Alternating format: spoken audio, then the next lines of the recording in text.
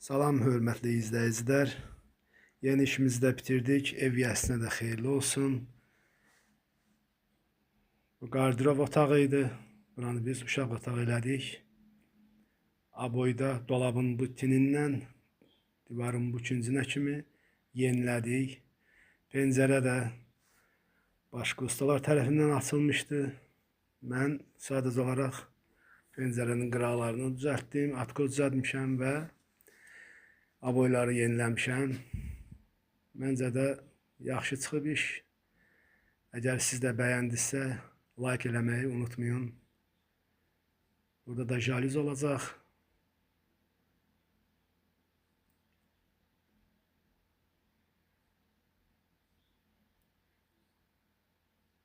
Və bu da foto aboy.